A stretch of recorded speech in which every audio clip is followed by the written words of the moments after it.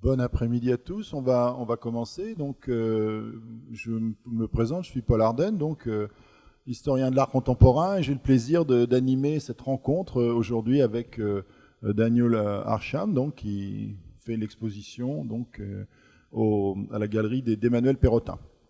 Peut-être certains d'entre vous le connaissent-ils. Il a eu l'occasion déjà de présenter son travail à Paris.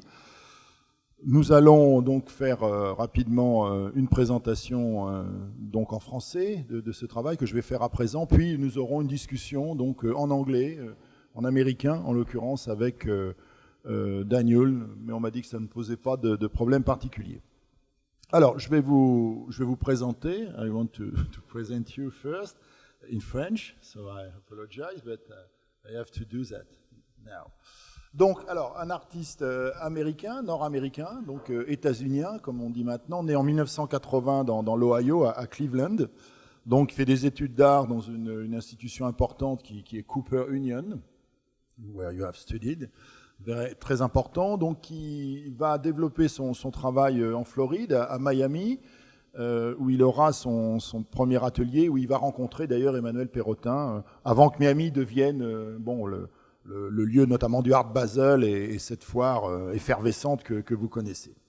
Puis il s'installe à New York où il vit actuellement, il a son atelier à Brooklyn. Voilà. Alors, c'est un artiste, on peut dire, multidisciplinaire. Il commence par la photographie, également le dessin. Vous verrez tout à l'heure, on va faire une présentation avec des images, un très grand nombre de compositions, on pourrait presque dire post-surréalistes, hein. Certaines d'ailleurs pouvant faire penser un peu à Man Ray, je ne sais pas si on en verra. Puis, eh bien, de la photographie, du dessin, on passe à des formes artistiques plus élargies, à l'architecture aussi, à travers le dessin d'architecture, les aménagements, les environnements, la performance également, et le cinéma. Il y a toute une dimension filmique du travail de Daniel Arsham qui sera sans doute pas assez évoquée ici, mais qui est importante. Je vous renvoie à YouTube, hein, vous pourrez trouver un grand nombre de ces films donc en ligne. Alors c'est un artiste assez rapidement qui va bénéficier du regard attentionné de gens, disons, importants dans le monde de la culture contemporaine, en particulier Merce Cunningham, hein, le chorégraphe et danseur que vous connaissez tous.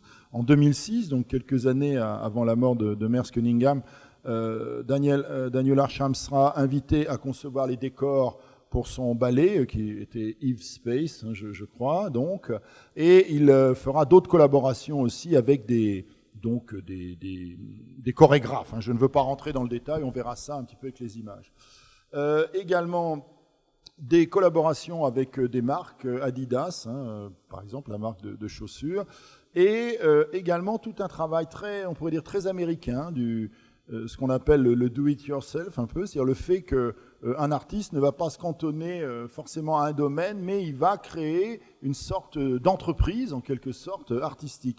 Et Daniel Arsham, de ce point de vue-là, donc, est tout à fait, on pourrait dire, cohérent, convergent avec cette attitude. Il va créer notamment une unité avec Alex Mustonen qui s'appelle Snark Architecture. Donc Snark Architecture, l'appellation est un peu bizarre, le snark, c'est un sarcasme hein, en anglais, mais donc j'ai cherché un peu. Alors c'est aussi une protéine, c'est un animal de fiction inventé par Lewis Carroll, The Hunt of the Snark. Maybe I'm wrong, I don't know, but okay. Et c'est aussi une bombe, it's also a bomb. Maybe you know, an American, very, very, okay. Et voilà, c'est une bombe. Alors, Snark Architecture, vous verrez à quoi ça ressemble. Je crois que les images parleront mieux que ce que je pourrais dire. Donc, les créations d'environnements assez singuliers, hein, c'est le moins qu'on puisse dire, assez décalés. Alors, également, tout un travail sur le design, hein, créer des objets fonctionnels, donc des lignes de produits même designés qui peuvent se vendre, intervenir en architecture aussi. Par exemple, vous verrez une intervention que Daniel Arsham a faite au stade de baseball Orange Bowl à Miami. Notamment, vous verrez, c'est assez intéressant, un travail lumière et un travail sculptural. Enfin, il crée une compagnie de cinéma qui s'appelle Film of the Future, donc les films du futur. Alors, si j'avais à le définir, avant évidemment, on commence et qu'on approfondisse un peu, quelles seraient ses positions artistiques? Alors, c'est très visible déjà, on a cette lune, ce globe terrestre, mais qui est une lune en réalité. Donc c'est l'objet, c'est un art de l'objet, toujours. C'est un art du réagencement, vous verrez. On prend le monde tel qu'il est, on le réagence, parfois d'une manière curieuse. Vous allez voir un jardin japonais, par exemple, reconstitué, donc avec des résines, mais une couleur rose, par exemple. Bon, voilà. Une donnée très importante chez l'artiste, vous le verrez, et vous l'avez vu dans l'exposition, on va en parler, c'est une vision du présent depuis le futur, hein, sur le modèle d'une sorte de pseudo-archéologie. Vous avez dû remarquer déjà tous ces objets retrouvés dans le futur, mais qui sont les objets de notre présent, un teddy-bear par exemple, un ballon, hein. Bon, il y en a une infinité comme ça dans sa production. Et puis, une donnée plus importante peut-être, c'est des obsessions, l'obsession de la destruction. On parlait peut-être de ce qui serait un hurricane fondateur, fundamental hurricane in your career, I don't know, mais également le daltonisme. C'est un artiste daltonien. Donc, comme il le dit, si vous voyez 1 million de couleurs, moi je vois 100 couleurs. Voilà. Alors, on a ça en commun, je suis daltonien moi aussi. Donc voilà, bon, il se trouve que c'est comme ça. Donc, color blindness, quelque chose de très important parce que ça se traduit, vous le verrez, par un traitement très singulier de la couleur dans son travail. Voilà. Alors, je ne veux pas en dire plus, hein, si vous voulez. Je voulais juste cadrer un petit peu le travail de Daniel Arsham. Mais à présent, nous allons procéder en voyant des images. Je crois que Daniel et moi, nous allons commenter. OK, so good afternoon, Daniel. Thank you. Thank you to be there. I hope you have refound your luggage lost in the airport, Roissy, Charles de Gaulle. I did, yes. Okay, good. Okay, so now we begin. We can begin. So I'm going to show a selection of works that sort of start at the beginning of my practice and are a kind of range of works from drawing to painting, architectural studies. These works are about 15 years old now. And from the beginning, I was interested in this kind of combination between architecture and nature. The other thing you'll notice about these works is they don't contain people, right? I always wanted the works to have a sense where there was an imprint of humanity in it, but the works could float in time, right? This could be 1,000 years from now.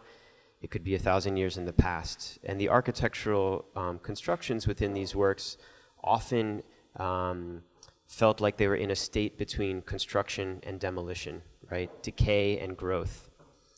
And as the work progressed, I began to incorporate other living beings in there. I felt including people in the works would link them to a specific time period. So I began incorporating these kind of these animals, which led to other works where I was thinking about the kind of alteration of history, right? Can I take objects from the past and make an imprint on them in a way of this kind of historical alteration? Other kinds of historical alteration. I've always been a fan of NASA, and growing up in Miami, not far from where the space shuttles were launched, the moon as a kind of icon within my work, as you see here. This one is actually not the moon, though. This is an invented moon, of a recent work or not? This is from last year. Okay. So this is over the last 2 years, I've been working very closely with NASA at Jet Propulsion Laboratory in their studies around exoplanets, these kind of Earth-like worlds that may exist. So these are invented moons around there. Moon, which has a very great importance in your work because it's always coming back, and especially in this show. Yeah, there's around all the question of cycles of the moon, always. Why the moon? Why not the Earth, for instance? Because when I have a look on your artwork, I get the impression sometimes that the Earth is also for you an exoplanet. Not only the moon or the other planet in the galaxy. There's a little bit too much color for me on the Earth. It's easier to kind of influence the play with shadow in the moon is something that I can directly influence and is a more kind of elegant form for me somehow, right? Okay. But this kind of idea of historical alteration and thinking about manipulating objects led me to this kind of idea of architectural manipulation. This was an exhibition at PS1 in 2005 where I began to, the same way that within the drawings there was architectural structures within nature, these were kind of the opposite for me. So they were natural erosions that were kind of creeping back into architecture, allowing the architecture to feel like it was in a state of decay or of growth. And this idea of something that is between growth, this is a perfect example of these works that are stalactites, stalagmites, right? Yes, but are you involved in kind of dystopic view of the world, of the evolution, of history, or post-apocalyptic view? Because when we see all this architecture melting, flowing, disappearing, the wall destroyed by the art, we think that maybe you are in this representation of the world, maybe in a Philip K. Dick post-art, in a way. I certainly like those kind of universes, but what I would say to that is when we look at objects from antiquity that are degraded and eroded, we don't necessarily associate them with apocalypse, right? This is time passing and history occurring. And even in the objects that I'll get to later that are formed of crystal, they look eroded, but crystal is associated with growth. So the objects kind of rest between demolition and growth, right? So just I want to precise, I have to do that because I have forgotten to say that you are working with very special material, non-conventional ones, as ashes, for instance, crystal, glacial rock, obsidian, also, rose quartz, and steel, and also plaster, of course, but... So these works are manipulating the architecture directly, and they're using the kind of materiality and our expectation about what architecture should do to kind of manipulate, right, people's understanding of it. And all of the works blend the architecture in ways that cause it to look like it's stretching or it's falling or it's melting. And these works for me have a very uncanny sense about them. You know, one of the first times my 4-year-old son saw one of these works, he just started crying from just the compulsion of the image, right? Saying that a figure was trapped inside of the architecture. Yes, of course. But you are using one word which is very important. It is the word uncanny. Yeah. You know, this word is used by Sigmund Freud, for instance, to develop this concept of Unheimlichkeit. In French, we say inquiétante étrangeté. So another word is very important in your artwork. It's the word anomaly. You are always speaking about anomalies, as if art crafting, art making, art thinking could be totally impossible to conceive related to the real, for instance, related to the accurateness, for instance. You understand? In some ways, I think all art, in a sense, is an anomaly, right? It's something that was compelled into existence, and it's often something that causes a viewer to rethink their everyday life, their everyday surroundings. And so I like this idea of anomaly as a way to describe things that are outside of the everyday. These works are figures that are almost like the figures from Pompeii, right? Yes. Recast in ash. I have written that it's a contemporary Pompeii. Yeah. But these are made of broken glass, which has been sourced from buildings which have been destroyed. So it's a kind of collapse and reconstruction of something.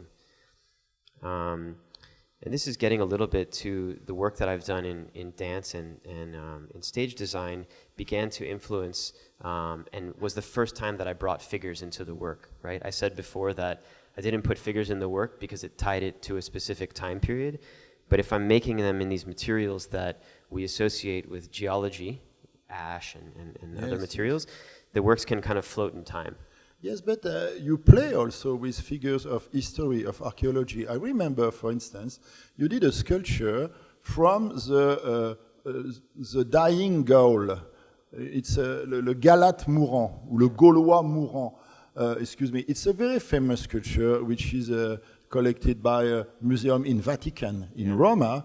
It is very famous because it's a sculpture where what is shown, it is a respect due to the death man, the man who is agonizing. So, and you take this model and you adapt it and you transform it in a contemporary icon in a way. You play also with I like images from the past. Sure, I like those types of objects because I think they, even if you don't know what that work is, you've probably seen it. If you're aware of art history, and it's a kind of icon. The same way that when I'm selecting works for this kind of fictional archaeological world, yes, I'm picking things that I find to be iconic across culture, right? These are just a couple of views of my old studio and the studio now, and you can see that the environment is very sort of collaborative. I also have an architecture practice called Snark Architecture, which Paul discussed, which has allowed me to expand some of the ideas that were present in my work into an architectural scale, right? Yes. These are things here it is in Miami. This is Miami. The Orange Bowl Stadium. Yeah. Okay. And what is it exactly? Because we can read the expression won. So the letters that you see here were taken from a building that sat on this same site, which was demolished. And I created this sculpture as if the letters had fallen off and lodged themselves in the ground. But we didn't actually reuse the existing letters. They were remade as you would make a building. And this is really where this kind of architectural nature comes into the work. Yeah. As the letters fall, they can also form new meanings, right? It's a kind of the same way that I made this appropriation of the dying Gaul. This is an appropriation of something familiar, at least to people there, yes, and a kind of recreation of it. Wow. And Snark Architecture also allows us to think about works on an architectural scale and thinking about architecture the way that we might think about sculpture. This is an architecture of excavation, right? Instead of building a space, it's a removal. You like caves. I do like inner caves. spaces where it's possible to close oneself inside. So I'm preparing for the apocalypse. When I was looking at this work, especially, I was thinking to a very, very famous modernist artist. It was Gordon Matta Clark. Sure. When Gordon Matta Clark in New Jersey, surrounding is splitting a house. It's a very famous artwork. We see there is a movie showing Matta Clark working a lot, and we see this fence, and through the fence we see the sun, the rays of the sun coming. It's like a little bit like that, and a curious archaeologist of the present, maybe. I mean, certainly Gordon Matta Clark's appropriation of architecture and the idea of the home and manipulating our sense of that is something that I've paid attention to quite heavily in my work. I think that where Gordon Matta Clark's work is a direct manipulation of something, he's not adding anything, right? He's cutting something that's already existing. Much of our work is about the addition of something or the manipulation of something that's already there. This is a project a number of years ago where we just took the material of the tent and made these kind what of is it exactly? Just seats, or what is it? This was an entrance benches, pavilion. It's an entrance pavilion for Design Miami during Art Basel in Miami, and it was based around a kind of infill of a space and then lifting up. So when you look at it from the outside, the form that's on the top there is an inverse of the negative space underneath. It's like a very easy architecture to understand and kind of read. But Snark Architecture is always kind of about this manipulation of... it's a blank. It's blank. Okay, just some words. You like also to create environments, but not only for art galleries, but environments that people can visit. And especially a very famous one is the beach, beach, La Plage. It's an environment you did in Washington, in the New Building Museum some years ago. We see one one view, actually. So you see that a very urgent environment with millions of balls, plastic balls, white plastic balls, and the ability for audience, for people to swim inside as if they were in the water directly. Maybe we get some other images about Snark Architecture is often interested in creating experiences where architecture can be playful, right? Architecture we think of as something so static and permanent and fixed, and whenever we can create a scenario where there's play involved in it. And also this idea of reduction of materials, right? This is a single material multiplied millions of times that becomes an environment. And we've used this strategy, the same thing with the tubes that are coming down. It's in this multiplication, you're able to form a kind of experience. I have just something to ask you about the production, because when we see this kind of artwork, of course we consider that it's not it's not possible to do that alone in the quietness of your workshop, related to the classical vision of the artist, someone who is quiet, thinking and making art in a... That's not me at all. But here, no. Of course, you are involved with manufacturers, maybe with so for instance, corporations. A project like the beach. How do you work exactly? A project like the beach, Yes. we have an architectural team, and the project is designed the same way that you would design a building, and a contractor or a producer is actually constructing it, right? This project, it's difficult to see in the image, but the whole project is sloped. So it's like literally like a beach as you go down, and it was designed. There is a very interesting video on YouTube. Everybody can see it. It's very easy to see, and it's very eloquent. Yes. So, who are these very famous guys? Maybe you could introduce ourselves to them. So in 2005, I was approached by Merce Cunningham, who's on the left. Yes. And on the right is Robert Rauschenberg. And in the 1950s, they were creating a new way of making performance, making dance, that was entirely reliant on John Cage's idea around chance. And when Merce asked me to make a piece for him, it was for a stage design. I had never, we're blank again. No, I had never, it's coming. Yeah. I had never worked in stage before. I had never been on a stage before. And he essentially invited me to create this piece, not knowing what I would make. He used... it was the first time for you. It was the first time being on a stage, actually. It was a great privilege, I imagine, because you were very young at this moment. 2006. I was 24 and he was 84 when I met him. And so I approached the stage design much the same way that I would approach the creation of a sculpture, right? I made drawings and studies of it and built models and all of that. But I was really interested in the way that he used the space of the stage. So he had a concept where a dancer would exit on one side of the stage, walk behind, and come out on the other side, called a crossover. And my stage design looked as if a building was sinking into the floor and then coming out of the roof. So this kind of frozen moment, right, of passing through space.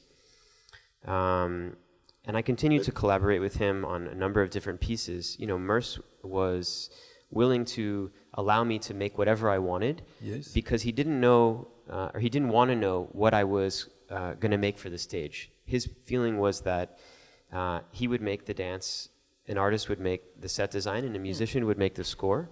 The three of them would come together for the performance, but none of us would know what the other one was doing. Oh, yes. Sounds a bit crazy, but it often works, and his understanding of chance and that procedure allowed him, as he would say, to find things that he wouldn't have otherwise chosen to do. Yeah. I want to pose you a question, just maybe we stay one second on these images, but we get the impression that in your artwork, man has always to be lost in something. Lost in time, lost in space, lost in architecture, and at least lost in art. Why? I don't know. I've never had it put to me that way before, but it's actually a very appropriate way of thinking about it. I think this is a reason why I continue to make work. I haven't found what I'm looking for yet. Okay. Yeah. Good. So maybe we go on. So some images from the. It was This was a performance. Ave Space Ballet. This one or no, not? this was a performance where he often allowed the audience to come on the stage and create a smaller performance. And Merce died in 2009 and had asked that I create the stage design for the final performances. These were some early studies of the works that I ended up making for that, which were these massive clouds. Where is it exactly? This is at the Park Avenue Armory in New York City. Okay, New York. And Merce had decided before his death that the company would terminate after his death. It wouldn't go on. So this was the final. It was 2 years maybe before he died? It was 2 years, after. Okay. He died in 2009, huh? Yeah. And so it was his last choreography done in New York. Correct. Yeah, at the end of 2011, which was composed based on works that he had created in his life. It was a kind of mixture of works. But the stage design is something that, after his death, I pursued with one of his dancers, a choreographer named Jonah Beaucaire. And we created pieces that actually allow the dancers to interact with the work. When I worked with Merce, I could never make something that the dancers would touch or interact with because he didn't want to know what I was making. Yes. With Jonah, it's the opposite. The sculpture elements on the stage, the scenography, is actually part of the performance, and in many cases causes him to... So the part of improvisation was important? Maybe it's less improvisation, maybe improvisation in the building of the work and allowing the materials to kind of define how he may move around space. This work uses a massive roll of paper as a prop, and the paper also forms the sound, this massive thunderous sound. Yeah. In this case, there were dancers that were using cameras made of chalk and inscribing the lines. They treated the cameras as if they didn't know what they were. And do you choose also the light, the enlightenment of the... No. This is a lighting designer who did because it's very monochromatic, and you like especially what is monochromatic. Well, I'm also colorblind, so that restricts my ability to participate often in discussions around color and light. This is another piece that uses thousands of ping pong balls that cascade and move around the stage. And we've continued to develop this process of thinking about how my work that I show in galleries and museums can be incorporated into performance works. In this case, it uses a massive projection of works that are being destroyed throughout the piece and then reconstructed. But for you to create sets, that's not enough. You want to be involved in the creation, dance creation, and so on, and scenography. No, I don't get so much involved with the choreography. I may make suggestions to him about how an object can influence a movement. Right? This piece actually has. This question because it looks very important for you to make art, yes, but to involve this art in something else, which is an enlargement. I think that anytime I can bring audiences who are either outside the art world or inside the art world to see dance and film and other things, kind of blend this community, it's beneficial to me, right? It broadens the audience. Why? Because your art looks very autonomous, but the way you are working, making art, is absolutely not autonomous. And I feel a kind of very productive contradiction here. But maybe I'm wrong. But I'm full of contradictions. Oh, no. No, really. Me not, absolutely not. All of the work has this conflict in a sense about history, about the evolution of time. Okay, so we have to speak about history now. So I was very, very astonished to see these drawings. I don't know the datation. When did you? These were made in 2010 and 2010. 10, okay. And I was approached to make a book about some place in the world. But you were here in the Chile, and I went to Easter Island. I spent 2 months there, and I made all of these paintings while I was there on the island. And often, when people visit the island, they see only a small part of it. But because I was there for so long, I really explored every aspect of it. And this island is, obviously famous for the statues, but also the history around how they constructed them, what happened to the people there. But we don't know exactly what happened. There are many theories. There was a lack of water, there was a lack of food in these Easter islands. The main story is that the whole island is about half the size of Manhattan. You can walk across it in 4 hours. They were building these statues, these immense giant statues, and competing with each other, the two different tribes. And in order to construct the statues, they had to cut down trees. And eventually, they cut down all of the trees, which the island is so isolated, there's not another. Then they couldn't even make boats to leave. So they were stranded in this environment of their own making. It's often used as a... but maybe it's a parable. As a parable about for what's what happening we are on actually Earth. living. Maybe what here are the Easter Island, now it's the Earth. Because maybe This parallel has been often use drawn. all the woods we need to make boats to leave the Earth now, maybe. That's what Elon We Musk are is working on. prisoners. Yeah, okay. So when I came back from this trip, I thought a lot about archaeology and specifically about how in some ways it's an invented idea, right? We don't know actually what happened here. There's many theories about it. And I thought, can I kind of reverse engineer this archaeology? Can I take an object that's from now and cause it to appear as if it has a kind of historical history behind it? Can it look antiquated? And I did this in the beginning by using materials that I felt were associated with geological time frame. Is it marble or what is it, stone? This one is crushed stone. Yeah. Okay, crushed stone. And as I was developing, I sort of built different ways of making this, different materials. And I settled on materials that I felt were completely associated with a kind of geological time frame, things that form over millions and millions of years, like crystal, volcanic ash, and reforming these objects that we associate with a particular time period as if they had been excavated in the future. And I think going back to this idea of the uncanny, when you know something and it feels foreign to you at the same time, this is where this sense is coming from, right? Yes. Like a haunted house is uncanny. It's a familiar environment, but there's something off about it.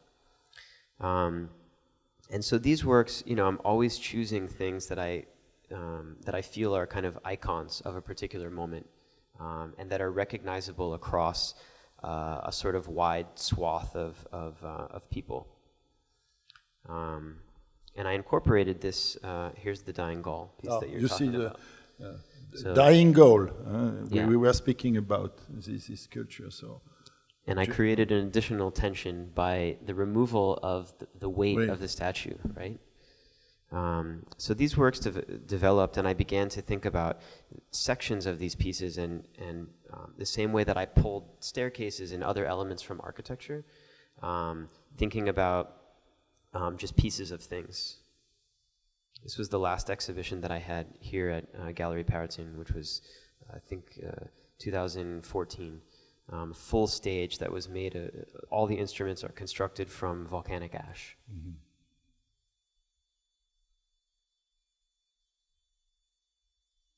And in thinking about... Okay. It's a very interesting image, yes.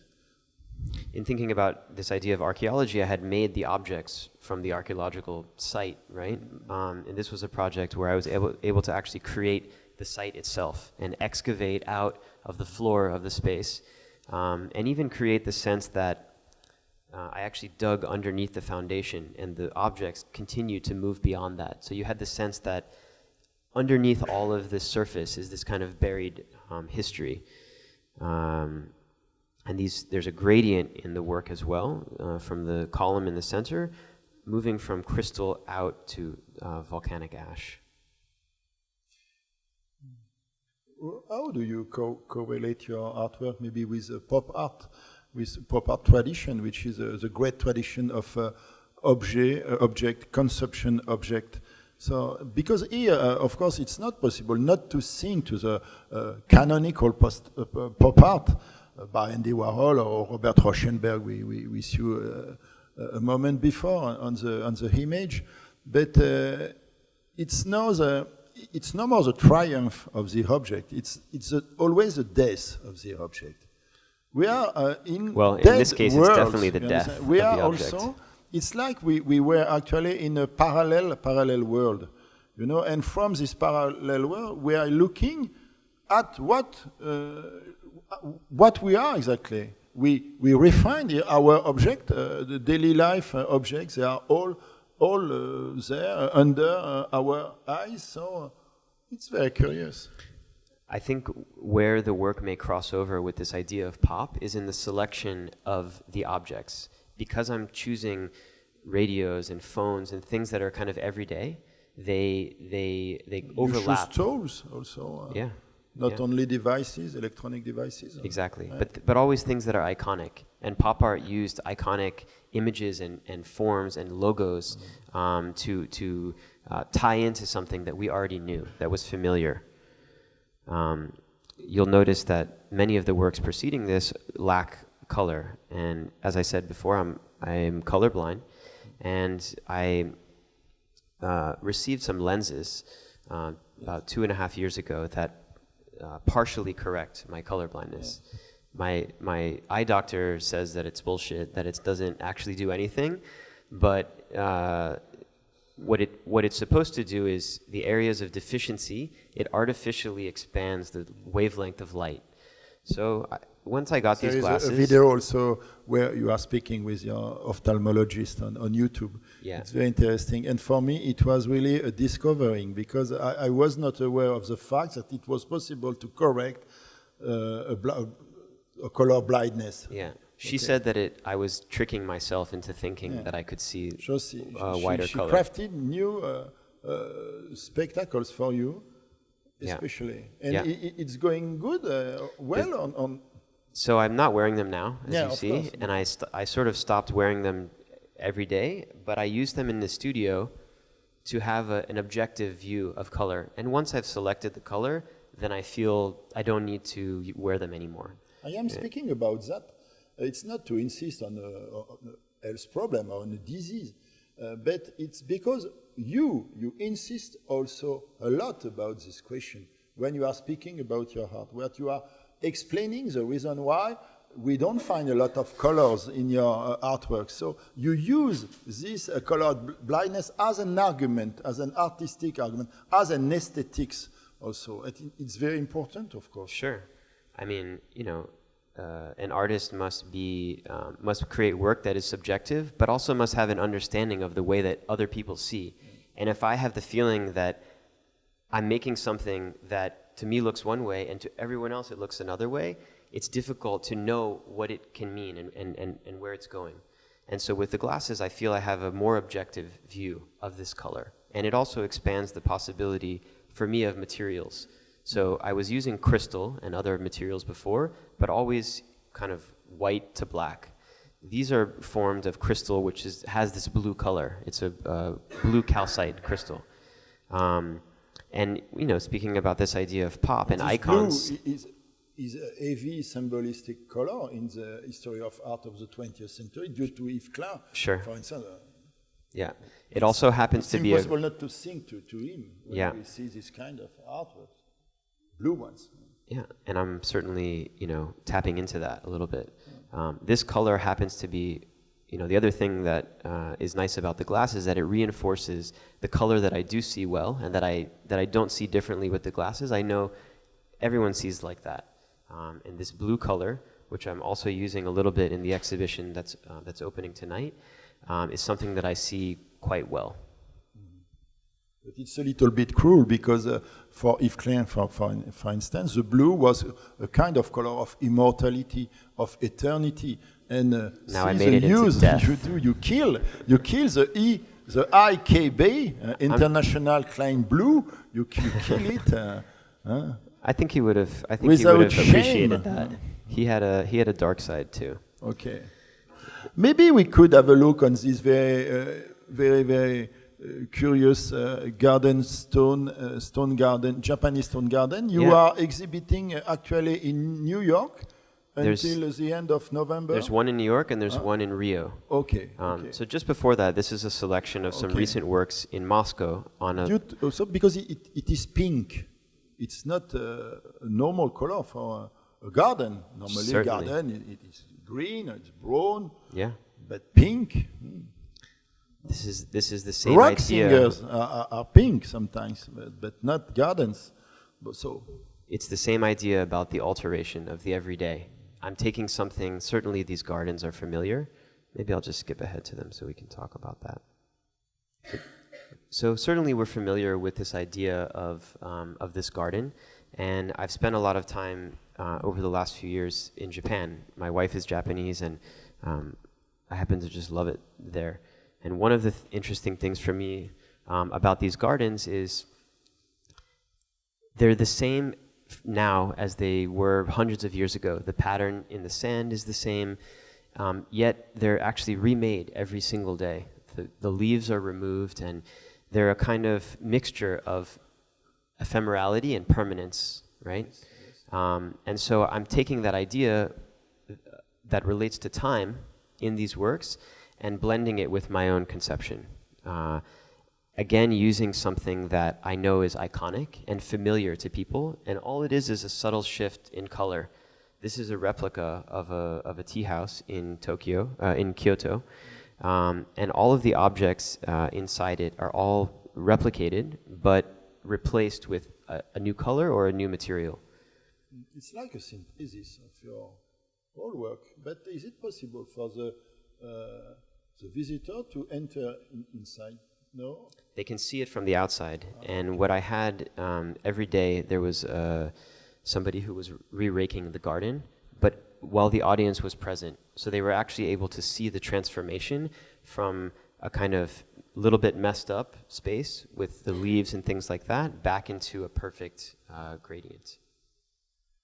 And I've continued this exploration with another garden, this is currently in New York, that forms a kind of gradient of color across the space.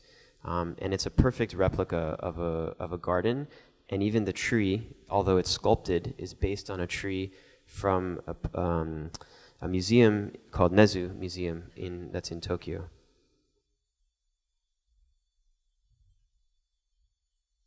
And I recently had the fortune to create this work outside in Rio, which is a 6-month project that brings this kind of drastic evolution of color into the garden with a gradient of black to of blue to white, and perfectly frames also this this natural element. One of the parts of the gardens that are inside that I'm not able to bring in is the idea of nature, right? The gardens are often built around some natural structure or element, rocks or trees, and this is influencing the patterns of the sand as well.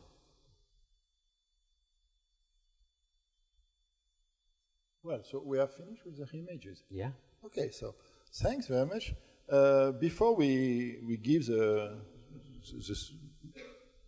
speech to the audience, I want maybe to see some different little things. First, I wrote some sentences as Pompeii revisited. For instance, a curious relationship with time. The future is now, and we have to go back to the present. For instance, and so on. I don't want to...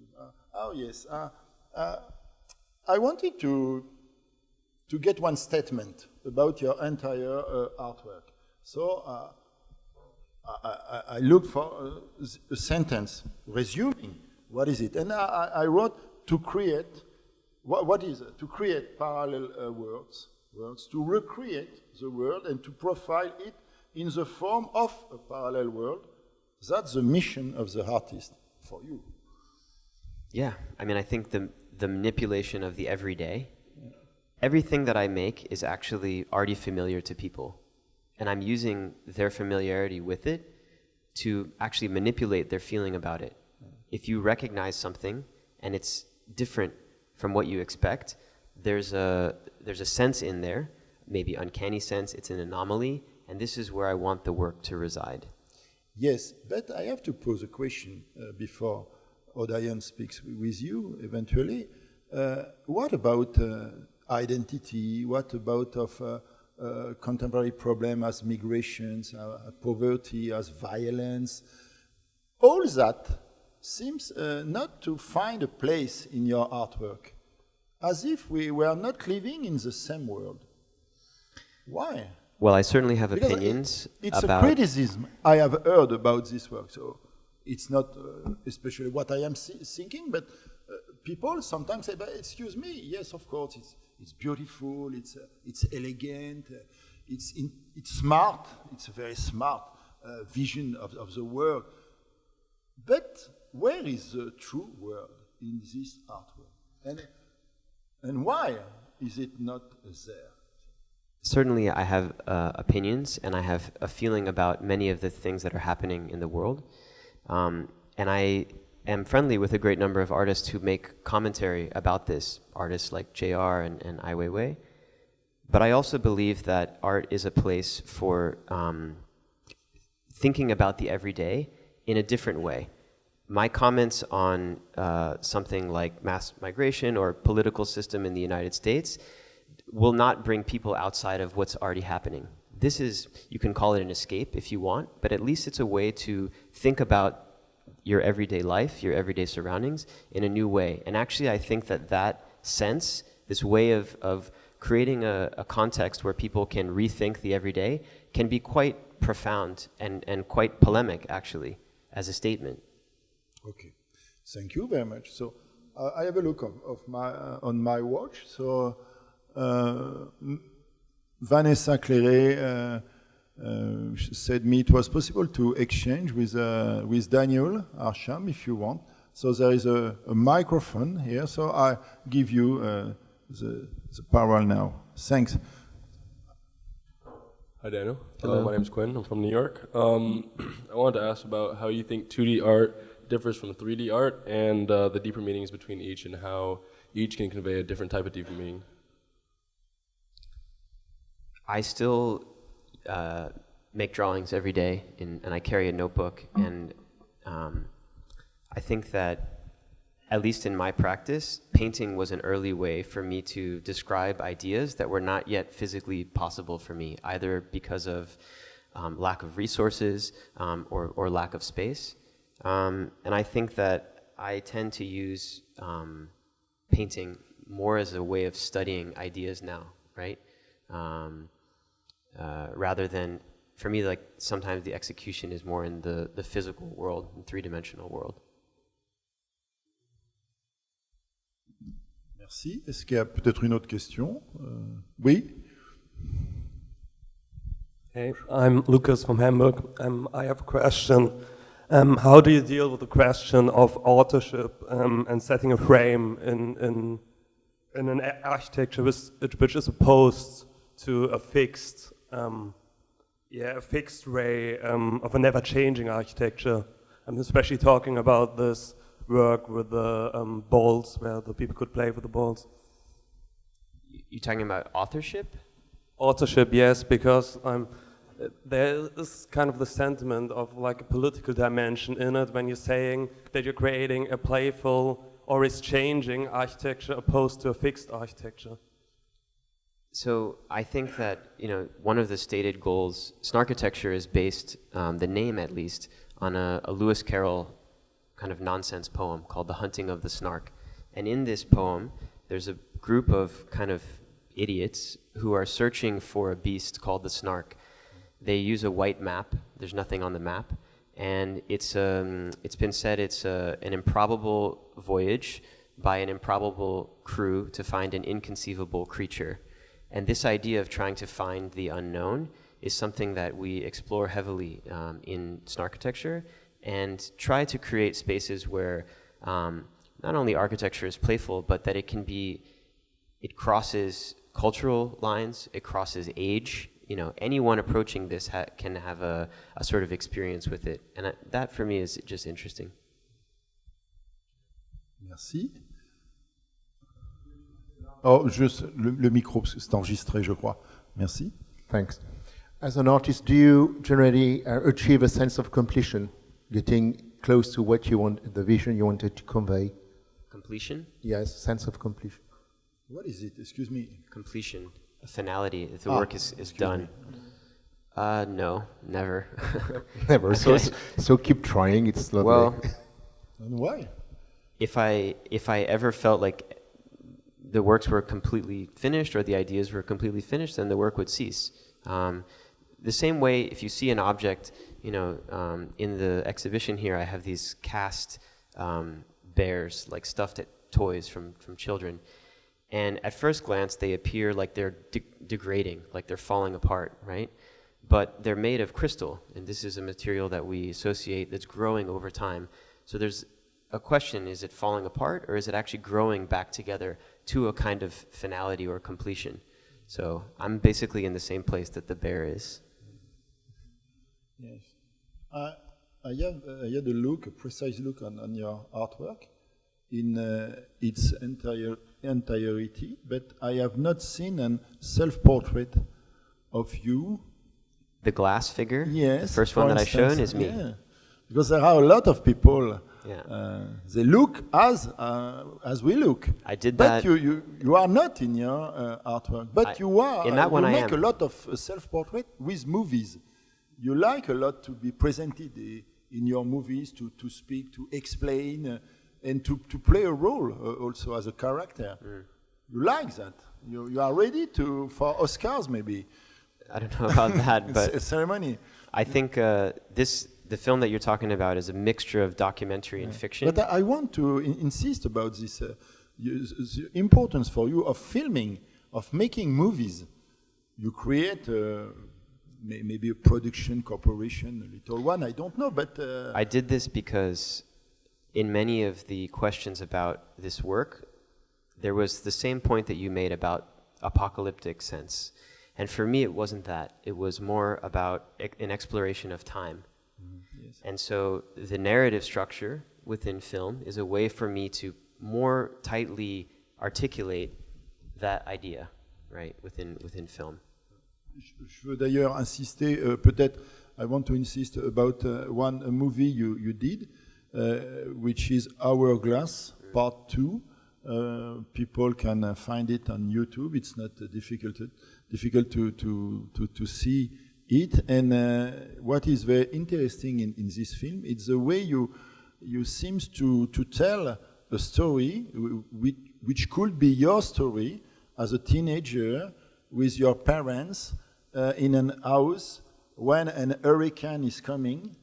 This hurricane comes, it destroys everything around you, and you begin to go through the landscape and to try to find different things, destroyed things. And at this moment, we understand that you are exactly speaking about what you are making as an artist. So it's the reason why I wanted to mention this movie from you. Some question maybe?